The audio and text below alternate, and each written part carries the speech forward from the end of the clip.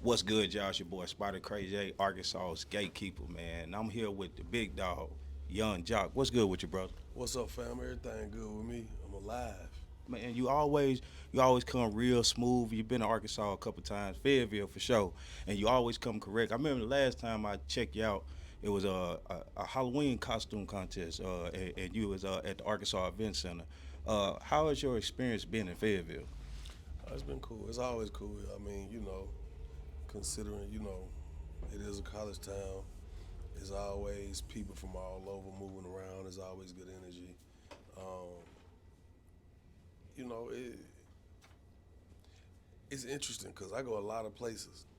Some places just always cool, and every time I've ever landed here safely, it's always cool. Yeah. I can say that every time you come here, everybody always have a good time. So I thought about a couple of things that I really wanted to ask you, but the one that stuck out to me the most was about your career. Not a lot of people get to be a superstar as an artist and make it into TV. So I would like to know which one you had the most fun with, which one you enjoyed the most. Oh, why? What the hell? That's interesting because entertainment is entertainment for me.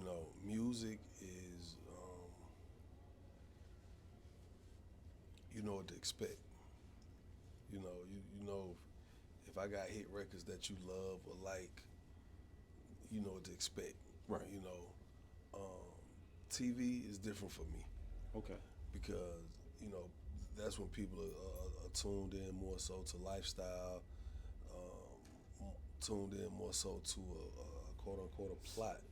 You know what I'm saying, or storyline. So they both fun for me. I've enjoyed them both, but I'm also a morning show personality too. I heard about that. So I got actually have a number one morning show in Atlanta, nationally syndicated morning show. So it's really cool to be places, and the spectrum it broadens with TV. Okay. You know, and even more with radio. Because let's say kids don't know my music, right? Yeah. But they may know me from TV now more than they know me from music, right? Right. But then some parents may not let their kids watch the TV shows that I'm on, right? But the cleaner side of me, they might listen to me on the radio in the morning with their parents. So I be places and kids just bust out and just say something they heard on my show. Right. They Okay. hate the limo, or start singing the intro song to the morning show. So I mean, it's a that's why I say the spectrum widens with television and radio, because a lot of times, in certain, let's take for example, an 8-year-old kid might not know might not know my music, Right. or might not know me for my music. Right. They may have heard songs, right? Yeah.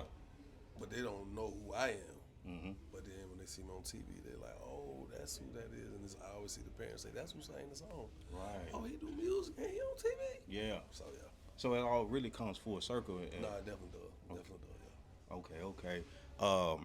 Now it was something I watched a lot of your interviews before this interview. I wanted to be super prepared. One thing that you talked about during one of your interviews is how you don't really show people a lot. What it was, 42 Doug tried to say you ain't really have a lot of money, and like you explained about the watch and all that, but people don't know all the stuff that you own. Could you? It's a couple of things that people may not know that you own. Could you say a couple of things that you got going on? Yeah. I mean, to get into that is, I mean, I own companies that don't even have physical addresses. Man, that's some real. That's the real money, huh? That's where the real power is right there, huh? I mean, it to each his own. Everybody different. Even when 42 Doug made the song, I understood why he did that. Mm-hmm. I mean, they saw that interview, they saw that little viral video where it looked as if I was driving an Uber, Right. but that was a company coming to me to pay me for marketing, and gave me a percentage of the company to do the rollout marketing for them. Yeah. So if you don't know no better, and you looking at us, you're like, oh shit, bro, he driving for Uber. Like, why?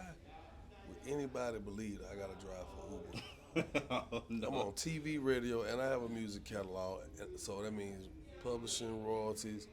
Um, I still do shows. Like I just don't know. So And they all good. Like, you know, Yeah. just that you just doing it and they like failed attempts. Like, Yeah. they're all very successful. no, I appreciate it, man. You know, so I just don't get caught up in what people say because I understand our culture. Yes, sir. Oh, yeah, that's real. You know, and to be honest with you, the minute I say something back, especially to these younger cats, Yeah.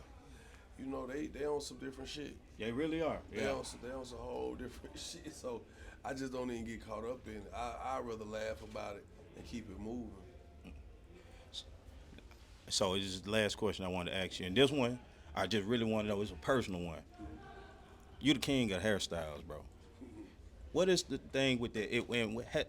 Because I do want to say that you are a marketing genius. Like, a lot of people may not pay attention to it like they should, but you're really, really good at it. I would say, like, I think it was like doing Halloween when you had the Michael Myers mask on. You know, stuff like that is like genius to me. You know, it keeps you relevant in today's world. But the hairstyles, is that something like a personal thing that you really like? It was just what it was. It was I started looking at my age, and all the cats around me my age, they couldn't do certain stuff. That's real. From receding to balding or whatever, so they couldn't do certain things that I was doing. So it just kind of like, oh, I could do this when I'm not as young as I was, but I can still do certain stuff. And you know, when I did the whole hair thing, really, I was trolling. Yeah. Okay. That shit just trolled out of control. You know what I'm saying? No, for real, because you know I did it because I was going on Hollywood Hip Hop Squares Ice Cube show, and I said when I looked at the lineup of the people I was gonna be on, I was like, oh shit, there's a bunch of big names. I said I know how I'm gonna have everybody stuck. I'm gonna do something that they ain't expecting. So when I stepped, they had already seen it because it went viral. Because that night I put the video out. So by the time the next morning I arrived in LA, them people was like, I know this can't be real. And the amount of attention that it gained, and it instantly started like making money. It was you know, you couldn't even, nobody could have told me it was gonna do that. Right. It just Yeah, happened. it just happened. So I had to ride out with it for like a year because I was going places and like right now I got on the beanie, right? I go to a club or concert and the promoter be like, "Oh man, you ain't wear your out. Oh man. What the hell?" I'm looking like That ain't it. like that ain't what something I was like. I was pushing the whole narrative of just be yourself, Right. But I still was trolling. Yeah. And then once I started seeing different people, you know, wanted to book me for different reasons, that's when I knew. I was like, oh shit. It's gold. I was like, let me see how far I can take this. So that's how I ended up at the hair salon. You know what I'm saying? So I'm an opportunist. Yeah. And when I see a silver lining, I'm one of those people that I'm not afraid to put emphasis on the silver lining. Yeah. You know, and sometimes you don't even have to tell people the silver lining because it's almost better for them to figure it out on their own. Because by then you already done went on about your business. Yeah.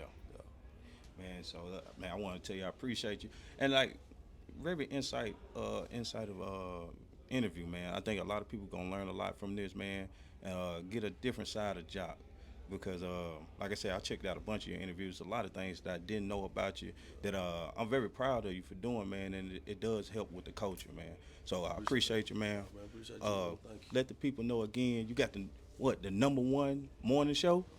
Yes, I have a #1 nationally syndicated morning show, Young Jock in the Streets Morning Takeover. Miss Shanika and Shouty. You know, we're in a bunch of markets and actually growing and expanding to even more markets. So, you know, I actually talk for a living now too. You know what I mean? Yeah, yeah.